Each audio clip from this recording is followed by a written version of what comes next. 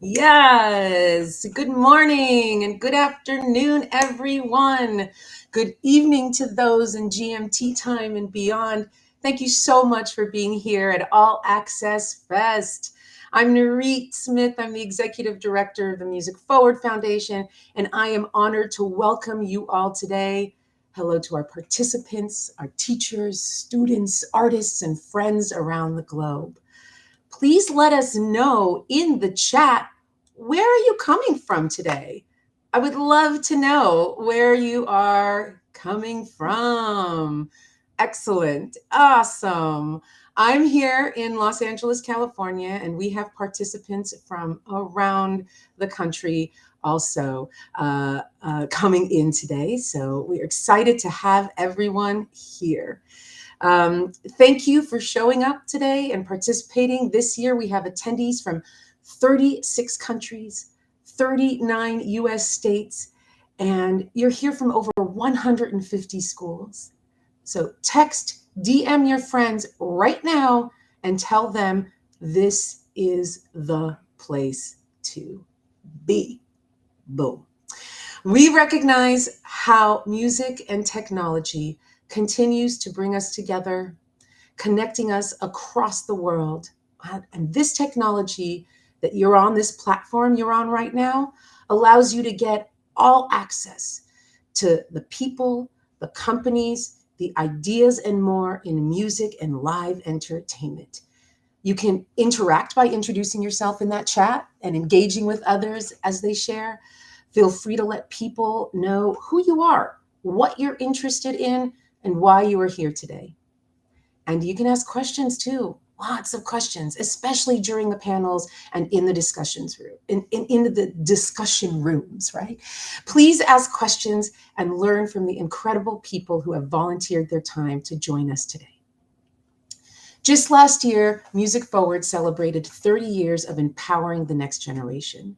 We are here to break the barriers of gender, poverty, and race into music and live entertainment, making it more accessible to you and available to all. And we do this in many ways, including through All Access Fest Virtual. All Access Fest is designed to nurture your personal and creative development. It expands your network and social connections. We want to make you aware of how your interests, your passions, and your talents can be applied to so many different career pathways, and that you can fully envision a sustainable future for yourself and an attainable career trajectory into this dynamic and vibrant industry. We hope you explore as much as you can today and meet some new folks to enter your orbit. So, to give you the lay of the land, we are about to head into our opening keynote, appropriately called What's Up with Our Industry, where we will explore the current and future state of the music and live entertainment industries. After that, there's a short break, and then we head into our first rounds of panels and discussions on current topics in the industry. We do this again a few times, have an expo booth break, and then wrap with our artist keynote, so you'll definitely want to stick around for that. There are incredible industry pros, organizations, and music companies that are here for you, right? They want to meet you, talk with you, let you know how to get involved. So be open to it all, right? A few housekeeping notes, because we are hosting this on a really cool platform and would love to point out a few items. If you look at that top bar on your screen, you'll see a navigation bar with lobby, schedule, stages, discussions, expo hall, and networking. To the right of that navigation, you'll see a couple more buttons next to your user profile. If you need to change your preferred language, you can toggle through the supported languages next to your profile dropdown. If you have accessibility needs, click that blue icon on the bottom right of your screen and select which ADA options to apply. And then, of course, there's chat, right? You've already seen some of this already, but there is an overall event chat where you'll receive updates from the team about what's going on and what's coming up. And then each panel will have its own designated chat. So you can introduce yourself to others, chime in on something you heard on stage, and also ask questions. There's a Q&A tab that you'll see as well. Feel free to drop your questions in there because at the end of our panels, we'll have time to go through some of those. There will also be a chance to carry on the conversation in the after party discussion rooms.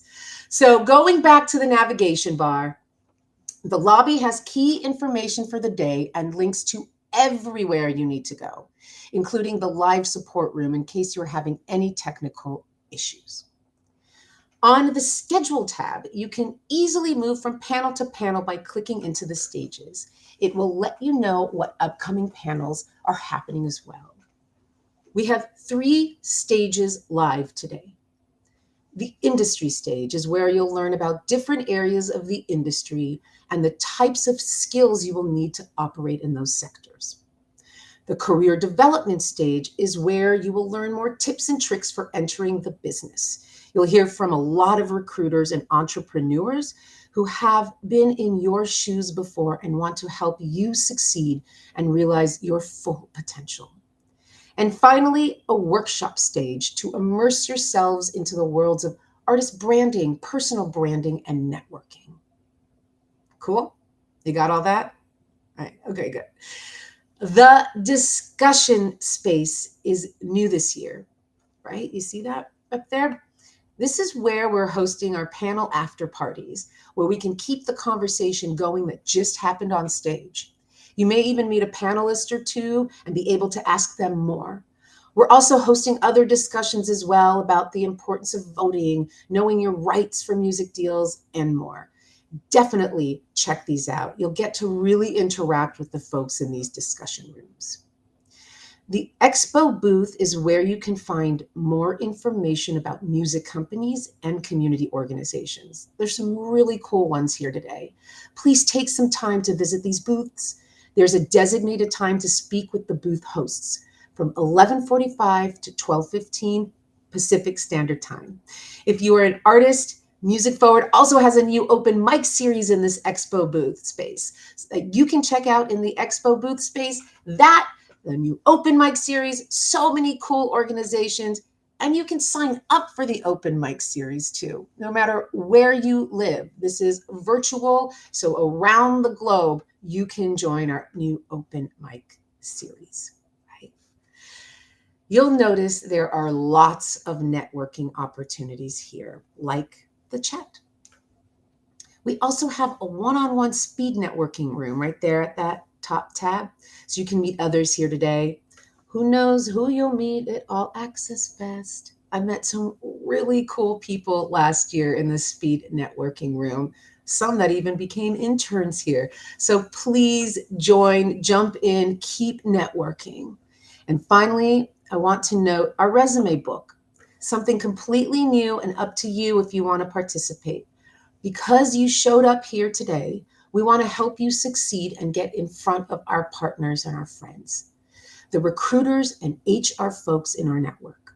So in case you haven't submitted yet, check the chat for the submission link and drop your resumes here today. Cool? We want to highlight those who make this event possible. So thank you to our sponsors. Thank you to Thompson Hine, Seek VR, Connell Foley, our dear friends at Concord Records, and our House of Blues and Live Nation family. Thank you. And of course, thanks to all our industry professionals volunteering their time to speak with you all today. Listen to them. Get their advice. Learn more about the companies you get interested to. Grab their wisdom. Put more tools in your tool chest on ways to go through this creative career journey with grace and gratitude. Add another person to your network, add another career to your vision board. Together, we will continue to find sustainable ways for this industry to expand, for it to be more accessible, and for your magic to be shared with the world. And speaking of magic, I get to open up our day with a chat with two incredible executives.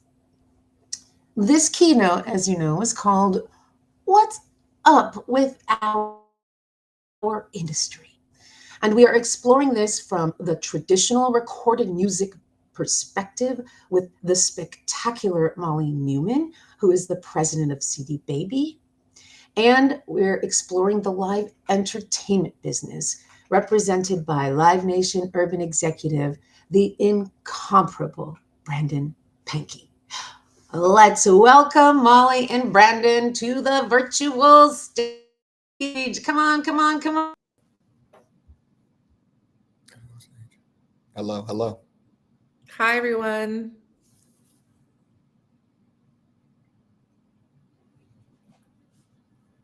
Appreciate everyone being here. I think we're just waiting for Nurit to come back on, but excited to be here to speak to everyone. Okay. Yes, it's great. I love seeing all of the people from all over the world. It's wonderful. Yes. Oh, cool. Hey, so happy to have you both here. We always love to make pathways visible in the industry, and to have both of you guys representing two key perspectives of the music industry. So we're just going to jump right into the conversation. Molly, I would love for you to start and share with us your background and your journey to president of CD Baby. Thank you so much. It's wonderful to be here with you, Brandon. I'll do my best to keep it brief, but I started as a musician 30 years ago or so, and have done, I think, almost every job in the industry. I've worked at a record company. I've been a partner at a record company. I've been an artist manager, worked in digital music services and the advocacy side of the industry. Had a few years at Kickstarter, so sort of into community-based crowdfunding and resource building for artists.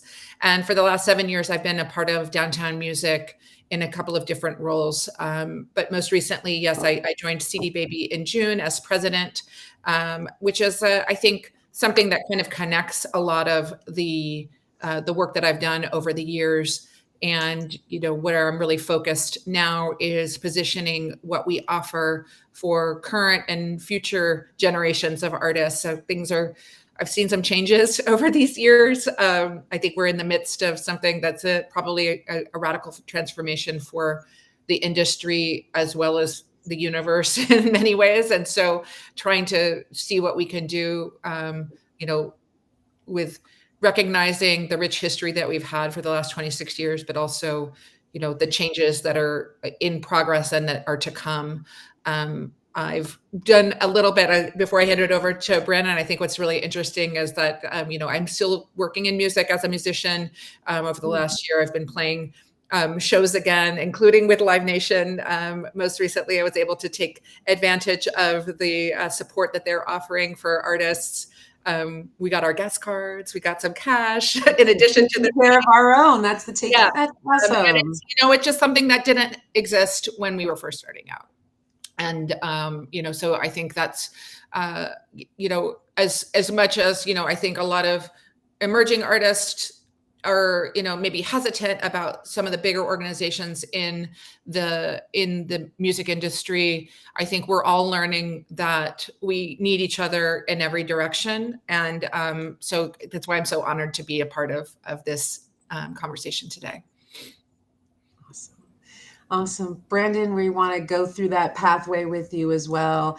What got you into the industry, and your path into this leadership role in live.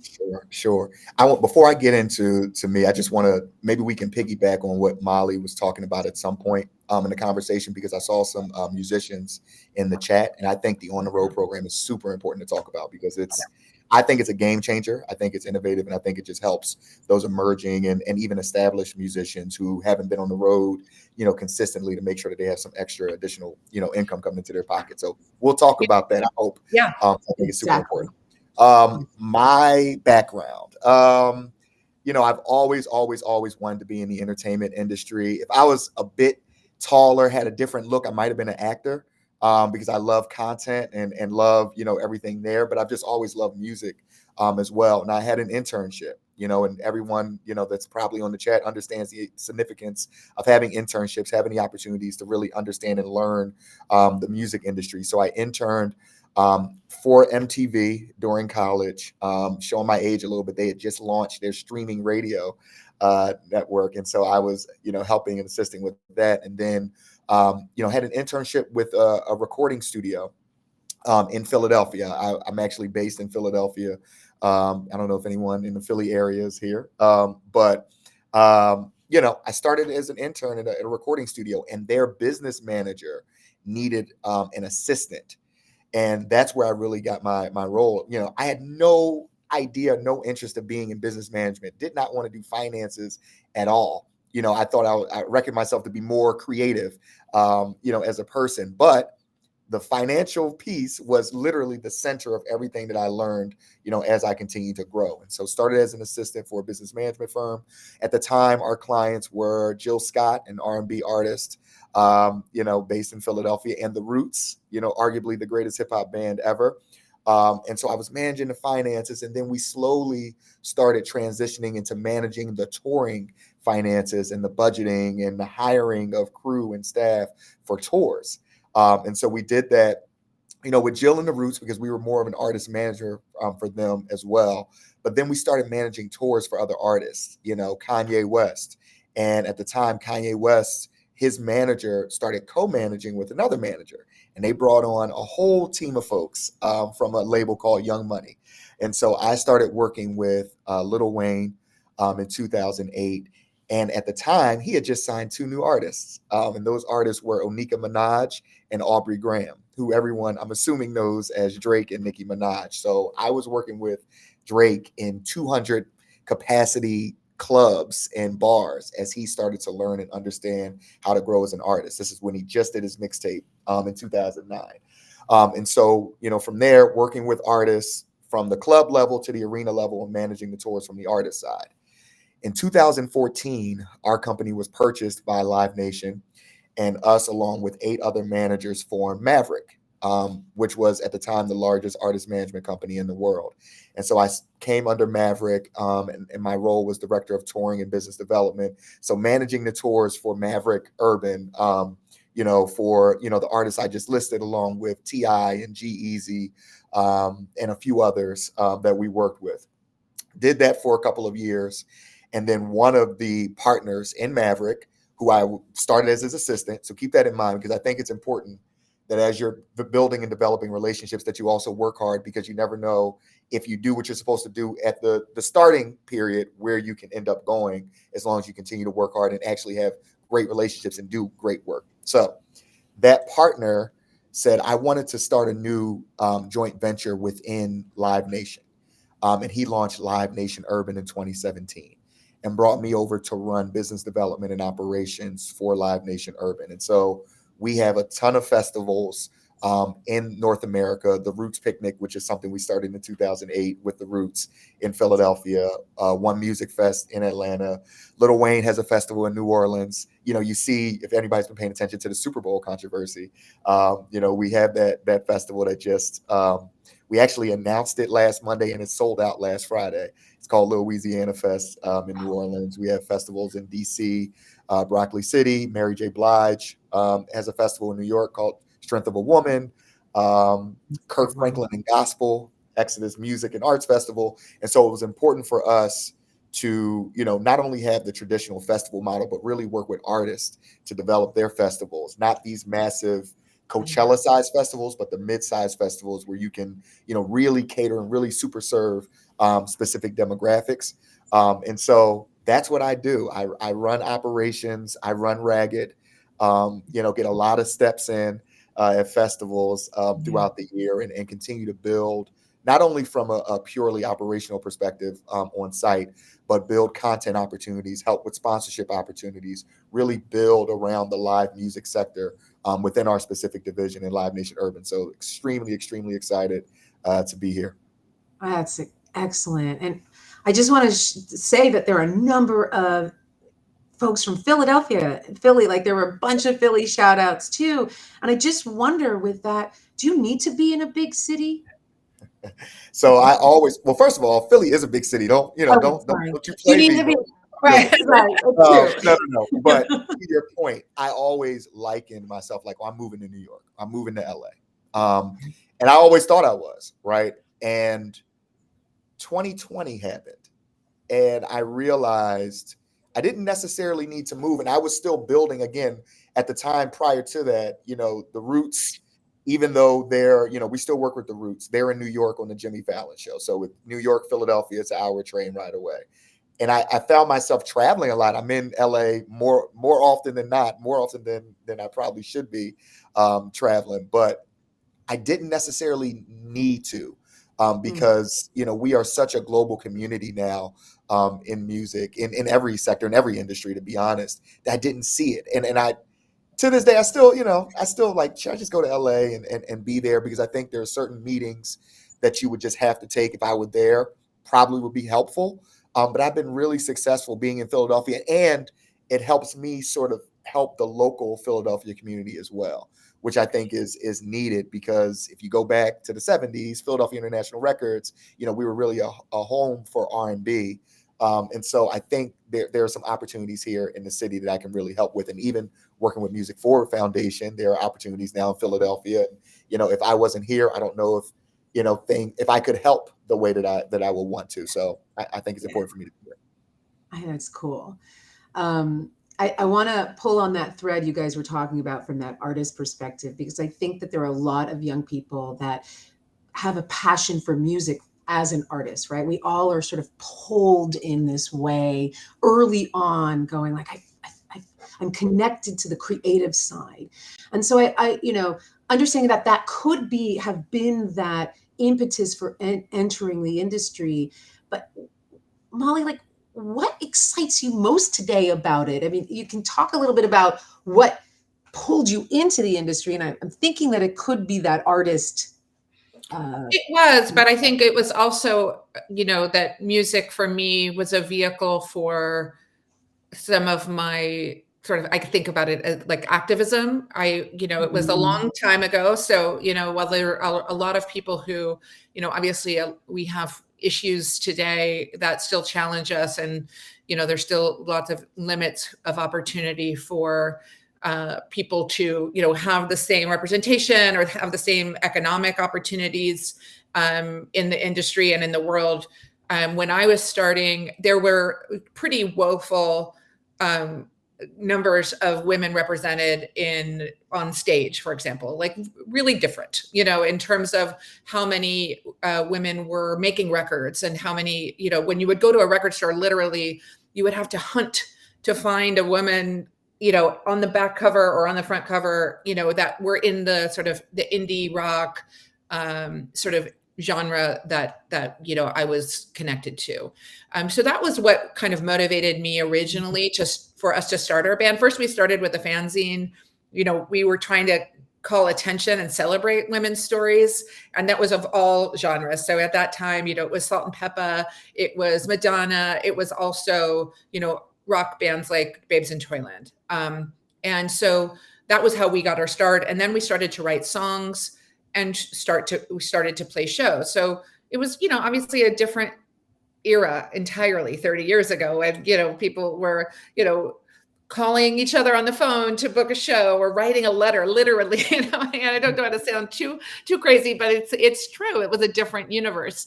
And finding a way to, claim the space by, starting our own band and trying to, be a part of the sort of especially live environment, and then recorded music as well. And then, celebrate each other and make sure that there was more recognition. And that was, I think something that I is still a motivation for me now. I think that there are clearly, we know that so many of the superstars in the world, Beyonce, Taylor Swift, are, taking the, they are extremely successful in margins that you really can't fathom for most of us. And there are now more artists that are successful, like Olivia Rodrigo and Chappell Rowan and others that are Sabrina Carpenter, that are coming up, that have worked hard. They're not overnight successes. We know that's the case, but there are still these layers of limitations, whether it's in technical roles, producers, and executives. There are more, but there's still not a balance. And I think that that's still kind of a motivation for me.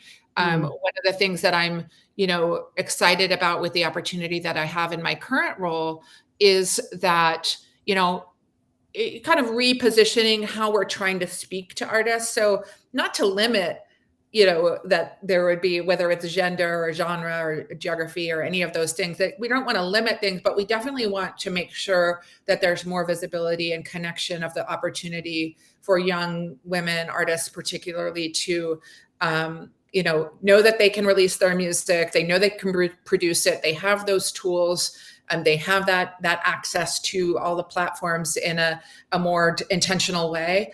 And that's something that we can improve in how we present what we offer, reposition it again, and try to make that opportunity really clear. And then how do we help those artists nurture their careers as their the journey. And that's for every genre, every kind of demographic that we might be trying to help. We want to do that better, because I think that's we've seen the statistics over the last few years. I mean, I think when I started in one of my previous roles, we were talking about like 65,000 new tracks a day were going onto the music platforms, and that was probably 4 or 5 years ago. And now it's over maybe 150,000, something like that. Yeah, it's bananas. We're also dealing with other constraints of who can listen to all that music, right? And now we're adding new elements of AI and other sort of challenges to the pool. And how do we kind of rethink? I think I see some new themes and conversations in the industry around. It's not really quality, but it's maybe what you started with, the creativity of artistry. How are we as humans trying to make music that reflects the art that we want to be connected to, and hopefully the audience then recognizes that value too. And we're all working better to help the audience connect with the music in a way that's more successful than just like, I'm overwhelmed, I'm cutting out, I'm not doing it, I'm just going to watch a 30-second clip sped up, or whatever the new trends are. Yeah. And the rules for artists these days, also, it's sometimes not about the creativity in the art. It's how you play on these new technology platforms too. It's absolutely true. I mean, I think there's new challenges. One of the things that we obviously, as a platform for distribution with pretty low restrictions on the opportunity, which is for me a strength, right? Like if you create music and you want to put it on a platform around the world, you can use our service or any of our peers and get it there. Now, like most people who are not, who don't have the big infrastructure behind them, they might be a little bit more vulnerable. Hey, you want more streams? Let's use my tool, and those things, that sort of lack of governance, I guess maybe is a way to think about it, has created new problems where people are taken advantage of, and artists who are probably the most vulnerable to the dream are now like, oh, I'm sure I'll write you a check or transfer money, whatever it's going to be. You'll get new streams on my song, and everything will take off from there. Like it's dangerous. It's dangerous in lots of different directions. And, these are things that most of the people joining us today probably aren't thinking about, because they're approaching whether they want to be in a role supporting artists or they are an artist themselves, they're thinking about it from a genuine, authentic, creative spot, not from how can I exploit these vulnerabilities and these new things that are existing in technology. And it's really complicated. This is certainly not something that I thought was going to be so much a part of my work in terms of preventing that abuse, but it's critical. And, I think it's on all of us in the industry. It's not whether it's a distributor or the platform or the artists themselves. It's all of us. We have to, connect to be committed to, helping those who are really working on creation and really supporting that creation find that actual support in the audience, is listening to music that they actually care about. Right. And advocating for artists. I think, Yeah. Brandon, like so many artists now make money off of touring and live shows. Like that's how many they used to tour to sell their records, and now they tour to sell merch and they make money.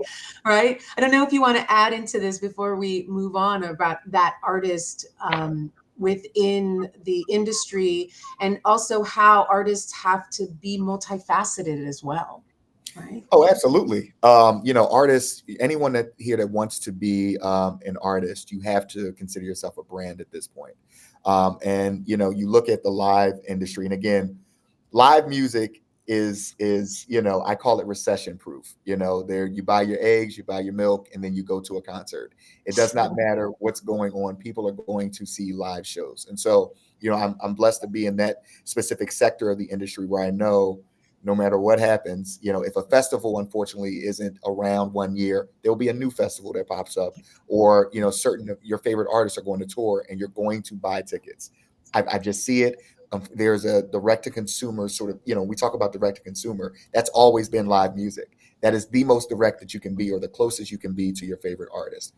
With that piece on being multifaceted, you look at these tours, and you look at the amount of sponsorships that artists are getting. You look at the type of merch that they're getting. Years ago, it might have just been a T-shirt. Now it's, sort of more customized pieces of merch that really reflect who that artist is. Because that artist is on social media, you start to understand that artist and their story more. So now they can really sell to you or appeal to you in a different way. And so I think, I listen to what, Molly is stating, and the importance of how, the globalization of music is here. Like if you are in Philadelphia or if you are in the Philippines, you have the opportunity to have your music heard. And I think that's so relevant when we're talking about being multifaceted, because you can be multifaceted, but it has to start with the music first. It has to start to appealing to an audience, appealing to a demographic first, and then everything else will come after. Right. Right. I think you both have touched on this, but I really want to dive into this what's up going on, because both of these industries have gone through so much frankly in the last few years, right? And so, Brandon, I want to start with you around live entertainment, right? There was a complete shutdown a few years ago with COVID. So how have you seen it evolve? And what are some of the current challenges and opportunities within this sector? From an evolution perspective, all I've seen it do is this. And I would recommend for anyone listening, just buy stock in Live Nation. Just take a chance on it. It's not insider. You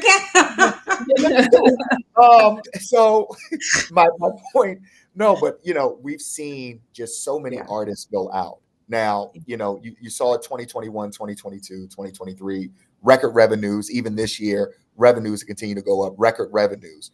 What I've noticed this year is, because it's so much, we still have to consider the overall economy. Where am I going to put my dollar to go toward, which artist? So if you are a superstar artist, if you are Taylor Swift, if you are Beyonce, if you are Chris Brown, you are selling out. If you are an emerging artist, and I mean the 500 to 1,000 capacity rooms and venues that you go to, you're selling out, because you're really reaching that new sort of hungry super fan. What I'm seeing is that mid-range, that 3,000 to 5,000 capacity artists. Some are doing well, some aren't, because there's so many tours and so many artists out. You really have to, be discriminatory about where you're putting your dollar at. And so that's really the challenge. I think there's so much touring, there's so much happening. being mindful of and being smart of when you tour, when you go out. What I have seen are more themed sort of opportunities, right? So if you have a holiday show, I like the proliferation of radio shows, right? If anybody's familiar with radio shows, they're holiday events and Powerhouse and these big events that throw in all of these different artists, which I think are really the sort of genesis of festivals. But those are doing well because you still get to see all of your favorite artists at a premium price. And so I think that's where we're going. I also think when we're talking about super fans and we're talking about the actual comfort level, as I grow, as I become a more mature live consumer, I want more VIP experiences. I want to feel more VIP. So I'm seeing the growth of VIP areas and even platinum and all of these other higher price tickets. But these tickets get you, you might get 2 or 3 free drinks or free food, seats, areas where you can sit down and relax, and just more premium levels. I think that's where we're going to go. We're going to continue to grow in revenue overall with live. It just is what it is. I think the supply of artists continues to grow. I think Molly touched on this. 150,000 new songs are being released every week. You're just hearing all of these songs, so you're going to always have artists. It's what's my experience once I'm walking in to see that artist from a live perspective. I think that's the part that's going to continue to grow. We're going to, I think about Disney, I think about theme parks, I think about theaters, other sort of live entertainment events.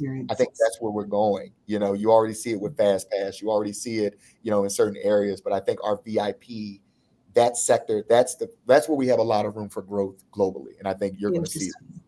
Interesting. And for everybody out there too, is that every time Brandon is talking about the growth of something, that's careers, right? Those experiences that are more, there's more and more careers in live in that area where you get to see the world, you get to see amazing music, and you get a career as well. Can I tell a story related to that? With a few, I had an assistant who started working with me, and you were talking about, Brandon, you started as an assistant in some of your roles. I was a receptionist when I first started my career. Like, you never know who you're going to be, when you're starting or coming up or coming down. And so she joined me in 2019, straight out of NYU, and had been an intern. So that was another theme of what we were talking about at our company. And then when I was looking to hire someone, she applied, and she was awesome. We got through COVID together. And then in the fall of 2021, she came to me and she was like, I have a new dream. I really want to pursue live touring. And having been a touring musician myself, and not in the glamorous way that, most artists aspire to, I was like, okay.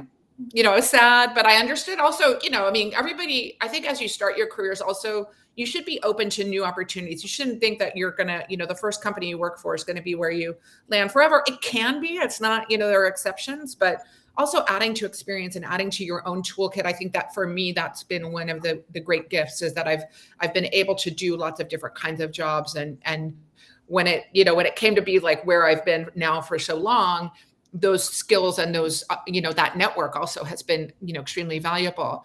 But anyway, with my own skepticism, I said, okay, you do you.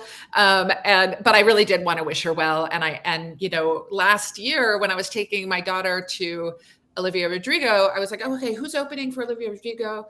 It was the first show of the tour. Chapel Roan. Oh, I don't really know her. Like, who follows her? And she followed Sophia. And so I was like, looking at Sophia, I was like, oh, Sophia's tour managing Chapel Roan 3 years later. And I'm like, and so we went to the show. She came and gave us a big hug. And, she's doing the VMAs this week. And all that to say, it's incredible what's possible, right? If you do follow your dreams and you work hard. Like, these are not things that just happen because, and she doesn't start with that tour, obviously. That's been a journey. She started with other artists who were playing 1,000 capacity, I think, and, kind of became known in the industry. And those things, these are exceptional stories, but they're also possible. Yeah. So, all that to say, just, obviously I may be applying to a job with Sophia someday. So I know that that's okay.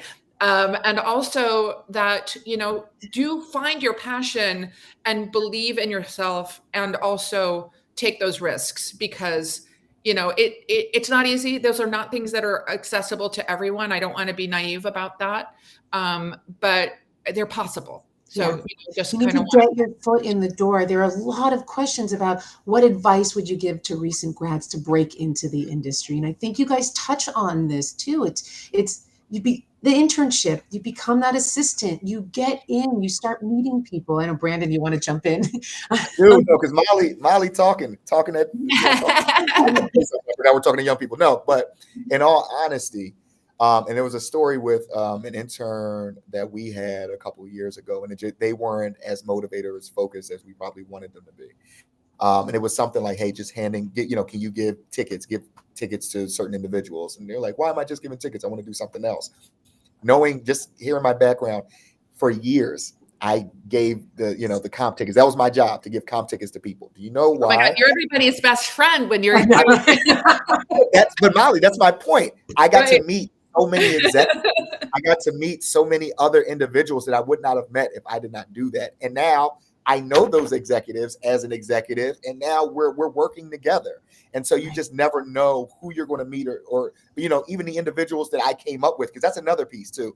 I think we always talk about getting to know individuals, higher up than you. Get to know the other assistants around you. Get to know the other interns around you as you're in these industries, because an assistant that was working with me now is now a vice president of A&R for a record label. Another assistant that I worked with, her name is Cheryl Pagliarani. She is the agent, for Post Malone and for 21 Savage.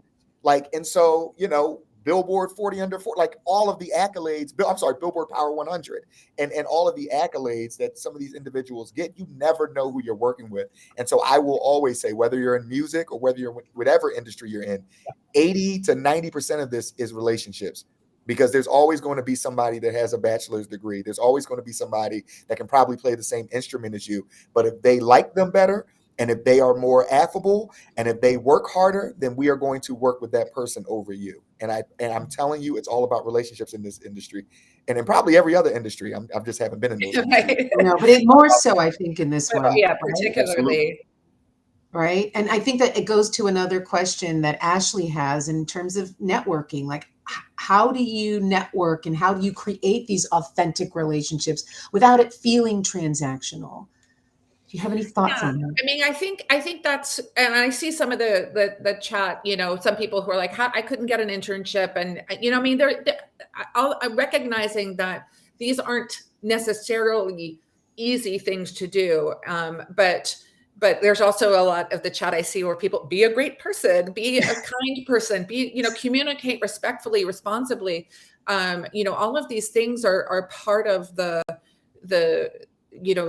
sort of, weave that you have to put together here. I do think that being in person, and I saw maybe that was one of the other, finding those ways to, whether when we're talking about artists who are maybe not at the level of the ones you're working with more regularly now, Brandon, but the ones that might be more familiar on the CD Baby platform that you've never really heard of, that are playing, open mics, or in their hometowns, or if they make it to LA, Nashville, New York, Philly, there are ways to sort of find those spaces that people go to, the human interaction, and reach out. And this isn't all, I mean, all that to say, it's not, people's personalities don't always lend to that, but I think that's where we kind of have to push ourselves. Sometimes I go to environments where I might, even after all these years, it's still kind of like out of my comfort zone,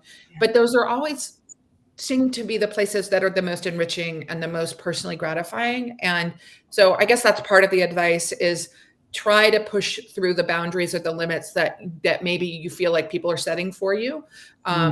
And then all of these other good suggestions: be kind, be responsible, reply to your email, pick up the phone when it's, I know people don't talk on the phone anymore, whatever the mechanism is. Yeah.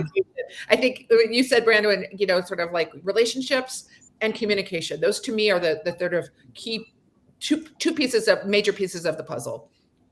And I just want to say, I get it, y'all. I get it. You go to so many panels, you're trying to figure it out. If you want to be a doctor, there's literally, what you have to do to become a doctor. You know what you have to do to become an attorney.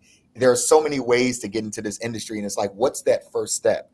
And you can hear about it and hear different stories, and each story is different. Molly's story is completely different than my story, and my story is completely different than Nurit's story.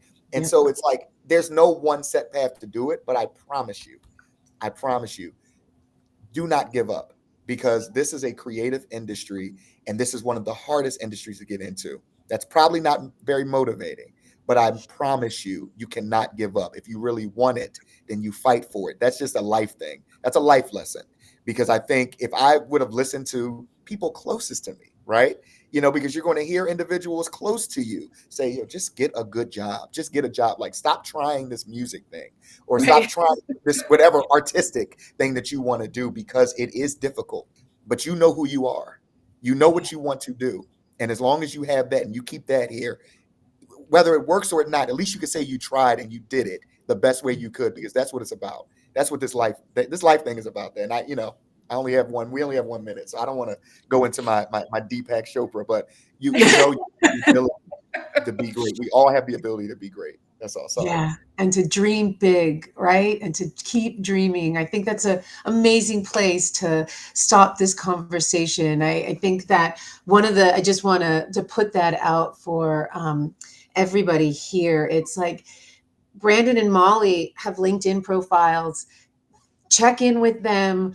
A lot of what they talked about, we've got workshops throughout this day on those exact topics, Right. about artist branding and career trajectory and ways to access this industry. And then we have the resume book. So there are organizations like Music Forward, there are internships at both Brandon's organization and Molly's organizations. Keep an eye out. I think it's about that you said, continue to learn. None of us have stopped. We're constantly, this is one of the most dynamic industries out there. I mean, we didn't even get to like the recorded music, which is like, has gone in so many different directions, and it's scary for some. And it's really so dynamic right now. So, which gives opportunity for all of your voices to be in here, right? Yeah. Okay. Any final last words, Molly, Brandon, for these young people? Actually, this is a great, I've been, like I said, in my role for just a couple of months now. So I'm really, learning what the current state is, but also really thinking about the future. And so this is really inspiring. It's inspiring to see so many people join and be so engaged and active and ambitious. I think what Brandon's building and what we're, the new opportunities that we have both from the recorded music side and the live music side, I think, it's much different, and it doesn't make it easy, but it is possible. So just kind of hold on to that. Hold on. Yeah. And then let go. Right. Brandon, any last words? No, I think Molly summed it up. I'm just going to go from a different perspective. I'm looking on this panel, and it's 2 women and a Black man talking about this industry. It's very important. And that's important for everyone here, that you have the opportunity to be here and to thrive, no matter who you are, no matter what you look like, no matter what your gender or sexual orientation or whatever, you're good. Yep.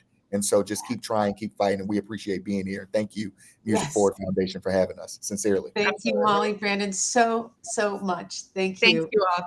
Thank you. Thank you for that wonderful, informative opening to All Access Fest today.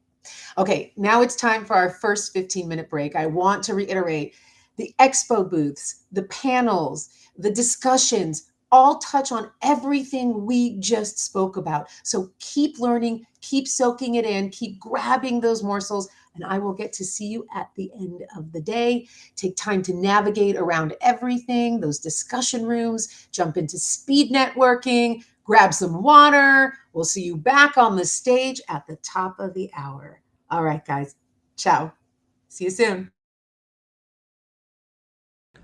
Welcome to All Access Fest. I'm so glad you are here. Prepare for an absolutely incredible day filled with meeting new people, connecting, and learning the tips and tricks to truly kickstart your music industry career.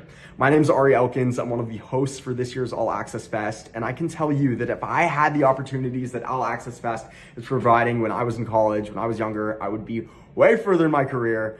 Nonetheless, I'm so happy that you guys get these opportunities. So make sure you take advantage of every moment, explore everything that All Access Fest has to offer. From our fireside chat with Chelsea Cutler happening this afternoon, a ton of great panels, the discussion room where you can meet one-on-one with music industry executives, and the entire expo hall. There's so much to do today at All Access Fest, and I can't wait to kick it off.